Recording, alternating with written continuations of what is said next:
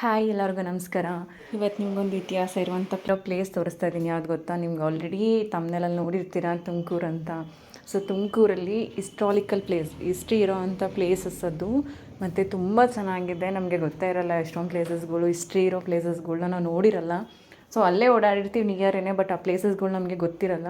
So ಹಾಗಾಗಿ ಇವತ್ತು ತುಮಕೂರು ಅಂದರೆ ಫಸ್ಟು ನಮ್ಗೆ ನೆನಪಾಗೋದೇ ಸಿದ್ಧಗಂಗಾ ಮಠ ಇರ್ಬೋದು, ಒಳ್ಕಲ್ ತೀರ್ಥ ಇರ್ಬೋದು, ಆ ಥರ ಪ್ಲೇಸಸ್ ಅಷ್ಟೇ ಫಸ್ಟ್ ನೆನಪಾಗುತ್ತೆ. ಬಟ್ ಅಲ್ಲಿ ತುಂಬ ಹಿಸ್ಟಾರಿಕಲ್ ಪ್ಲೇಸಸ್ ಇದೆ, ನಾವು ಇನ್ನೂ ನೋಡೇ ಇರೋಲ್ಲ, ಅಷ್ಟೊಂದು ಪ್ಲೇಸಸ್ ಇರುತ್ತೆ. ಅದರಲ್ಲಿ ನಾನು ಇವತ್ತು ನಿಮಗೆ ತೋರಿಸ್ತಾ ಇದ್ದು ನಾಮದ ಚಿಲುಮೆ ಮತ್ತು ದೇವನದುರ್ಗ ಬೆಟ್ಟ. ಸೆಕೆಂಡ್ ವೀಡಿಯೋದಲ್ಲಿ ತೋರಿಸ್ತೀನಿ, ಒಂದೇ ವೀಡಿಯೋ ಆದರೆ ಲೆಂತಿ ಆಗಿಬಿಡುತ್ತೆ. ನಾನಿಲ್ಲಿ ನಾಮದ ಚಿಲುಮೆ ಮತ್ತು ಜಿಂಕೆ ವನ ಇದೆ, ಇದರಲ್ಲಿ ತುಂಬ ಚೆನ್ನಾಗಿದೆ ಪ್ಲೇಸಸ್ ಅಂತಿದ್ದು. ಇದು ಬಂದು ತುಮಕೂರಿಂದ 16-17 ಕಿಲೋಮೀಟ್ರ್ ಸಮಥಿಂಗ್ ಅಷ್ಟೇ ಇದೆ, ತುಂಬ ದೂರ ಏನಿಲ್ಲ. ಹಾಗೆಯೇ ಇದು forest area, full complete forest area ಇದೆ.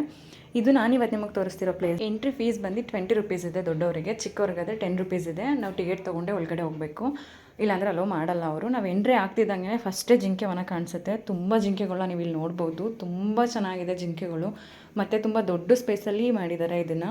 ಸೊ ಇಲ್ಲಿ ನೀವು ಓಡಾಡಬೇಕಾದ್ರೆ ಸ್ವಲ್ಪ ಹುಷಾರಾಗಿ ಓಡಾಡಿ. ಯಾಕೆ ಗೊತ್ತಾ, ಇಲ್ಲಿ ರಾಮಬಾಣ ಹಾವು ಓಡಾಡುತ್ತಂತೆ. ಇದ್ರ ನೇಮ್ ಬಂದು ರಾಮಬಾಣದ ಹಾವು ಇರ್ಬೋದು. ಏನಾದ್ರು ಮಿಸ್ಟೇಕ್ ಇತ್ತಂದರೆ ನಂಗೆ ಕಮೆಂಟ್ ಮಾಡಿ ಇದ್ರ ನೇಮ್ ಏನು ಅಂತ. ಸೊ ಅದು ಇದೆ ಅಂತ. ಇದು ಮರದಿಂದ ಮರಕ್ಕೆ ಹಾರುತ್ತಂತೆ.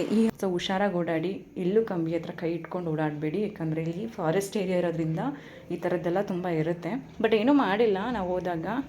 ಮತ್ತು ಅಲ್ಲಿ ಇರೋ ಜಿಂಕೆಗೂ ಕೂಡ ಅದೇನು ಹಾಗೆ ಇಲ್ಲಿ ರಾಮನ ಬಂಟಗಳು ತುಂಬ ಇದ್ವು. ಯಾವುದೋ ಅಂತ ನಿಮ್ಗೆ ಗೊತ್ತಾಗಿರುತ್ತೆ ಅನ್ಕೋತೀನಿ.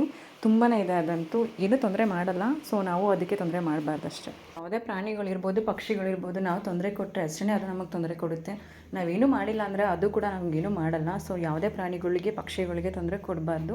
ನಾವು ಖುಷಿಯಿಂದ ನೋಡೋಕೆ ಹೋಗ್ತೀವಿ, ನೋಡ್ಕೊಂಡು ಅಷ್ಟೇ ಬರ್ಬೇಕು. ನಾವು ಅದನ್ನು ಯಾವುದಕ್ಕೂ ತೊಂದರೆ ಕೊಟ್ಟಿಲ್ಲ ಅಂದರೆ ಅದು ಕೂಡ ನಮಗೆ ತೊಂದರೆ ಕೊಡಲ್ಲ. ಒಳ್ಳೆ ಪ್ಲ್ಯಾನ್ ಮಾಡ್ತಿದ್ದೀರಾ ಟ್ರಿಪ್ಗೆ ಅಂತ ಹೇಳಿದರೆ ಈ ಥರ ಪ್ಲೇಸಸ್ಗಳನ್ನ ನೀವು ಚಾಯ್ಸ್ ಮಾಡ್ಕೋಬೋದು. ಯಾಕಂದರೆ ಇದರಲ್ಲಿ ಹಿಸ್ಟಾರಿಕಲ್ ಕೂಡ ಇದೆ, ಹಾಗೆ ನೋಡೋದಕ್ಕೂ ಕೂಡ ತುಂಬ ಚೆನ್ನಾಗಿರುತ್ತೆ ಪ್ಲೇಸಸ್ಗಳು.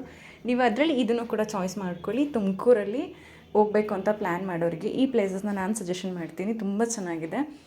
ನೀವು ಎಂಟ್ರಿ ಆಗ್ತಿದ್ದಂಗೆ ಫಸ್ಟ್ ಜಿಂಕೆ ವನ ನೋಡ್ತೀರಾ. ಜಿಂಕೆ ವನ ಆದಮೇಲೆ ನೀವು ಸ್ವಲ್ಪ ಹಾಗೆ ಮುಂದೆ ಹೋಗ್ತಿದ್ದಂಗೆ ನಿಮಗೆ ನಾಮಚಿಲುಮೆ ಸಿಗುತ್ತೆ. ಸೊ ನಾಮಚಿಲುಮೆ ನೇಮ್ ಹೆಂಗೆ ಬಂತಂದರೆ, ಅದಕ್ಕೆ ಶ್ರೀರಾಮ ಮತ್ತು ಸೀತಾಮಾತೆ ಅವರು ವನವಾಸ ಇದ್ದಾಗ ಈ ದೇವರಾಯನ ದುರ್ಗ ಬೆಟ್ಟಕ್ಕೆ ಬಂದಿದ್ರು ಅಂತ ಹಿಸ್ಟ್ರಿಗಿದೆ. ಸೊ ಬಂದಿದ್ದಾಗ ಅವರು ಶ್ರೀರಾಮ ಹಣೆಗೆ ತಿಲಕ ಇಡಬೇಕಾದ್ರೆ ನೀರು ಇರಲಿಲ್ವಂತೆ ಸುತ್ತಮುತ್ತ ಎಲ್ಲೂ. ಸೊ ಆಗ ಅವರು ಬಾಣದಿಂದ ಒಂದು ಬಂಡೆ ಕಲ್ಲಿಗೆ ಅವರು ಬಾಣ ಬಿಡ್ತಾರೆ. ಬಿಟ್ಟಾಗ ಅಲ್ಲಿ ನೀರು ಚಿಲುಮೆ ಆಗುತ್ತಂತೆ. ಸೊ ಅದೇ ಪ್ಲೇಸ್ ಇದು ಕೂಡ. ಇದನ್ನೇ ನಾಮಚಿಲುಮೆ ಅಂತ ಈ ಜಾಗಕ್ಕೆ ಕರೀತಾರೆ. ಸೊ ಇದು ಈ ಜಾಗದ ಇತಿಹಾಸ ಅದಾಗಿರುತ್ತೆ. ಸೊ ನೀವು ಇವತ್ತಿಗೂ ಅಲ್ಲಿ ಹೋಗಿ ನೋಡ್ಬೋದು. ನೀವು ಆ ನೀರು ಇನ್ನೂ ಚಿಲುಮೆ ಹಾಗೆ ಇದೆ.